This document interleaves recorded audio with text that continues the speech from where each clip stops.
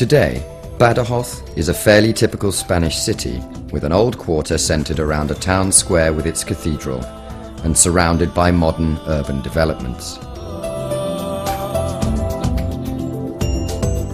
Hidden amongst the 20th century apartments is a clue to Badajoz's past.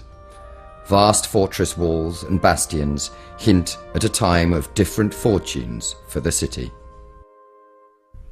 In the 1800s, Badajoz was of significant strategic importance.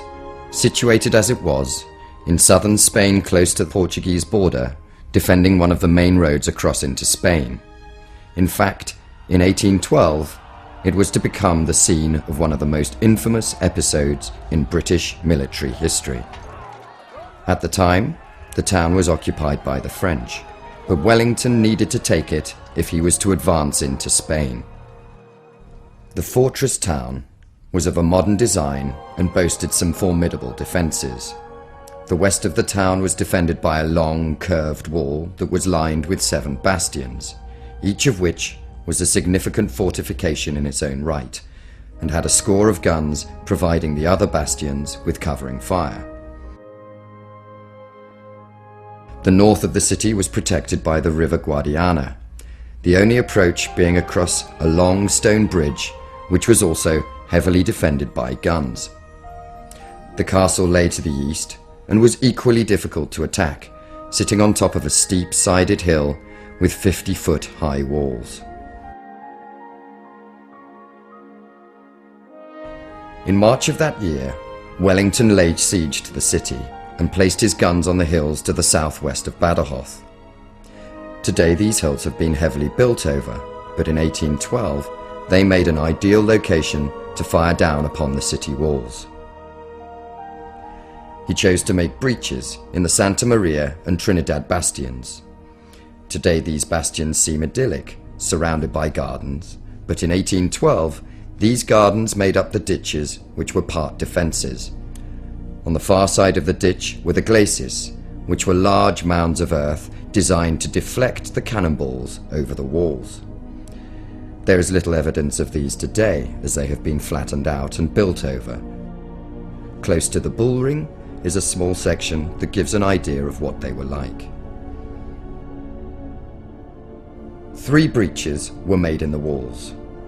One in the Santa Maria bastion, one in the Trinidad bastion, and one in the wall between.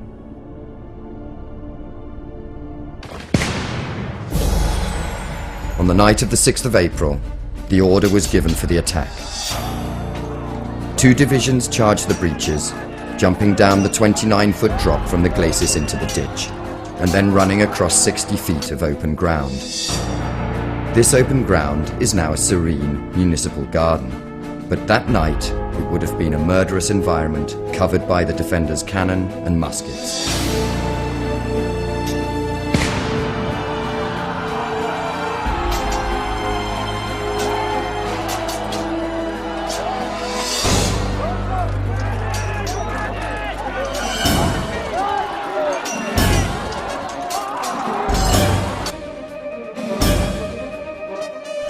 Two escalades, or attacks with ladders, were to be made on the St. Vincent bastion, which was the bastion closest to the river, and on the castle. Both these escalades were intended to be diversionary attacks, but would turn out to be crucial in the outcome of the evening. The troops assaulting the castle had first to climb a near cliff face before placing their ladders at the foot of the castle walls, and would have also suffered from withering musket fire and burning carcasses. The defenders on the walls would also have been pushing the ladders away, but after several attempts, the British made the walls, and bitter hand-to-hand fighting ensued before the castle was finally taken.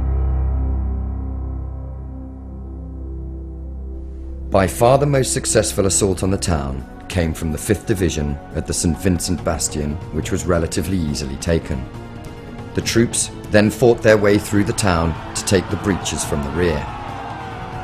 At the breaches, the situation was desperate, and Wellington was considering withdrawing, but rallied the men for one last charge. This they bravely did, only to discover that the defenders having found out they were being attacked from the rear, had fled their positions. The fortress town of Badajoz had fallen, though the price was dear. For 2 hours, the troops had charged the breaches, and now over 2,000 men lay dead in the ditches in front of them. After the bitter fighting of the assault, the troops went mad, losing all discipline, and Badajoz was subjected to an orgy of looting, rape, and murder. Any officers that tried to stop it were themselves killed. It was a shameful episode in British military history, but maybe an understandable one given the horrors of the breaches.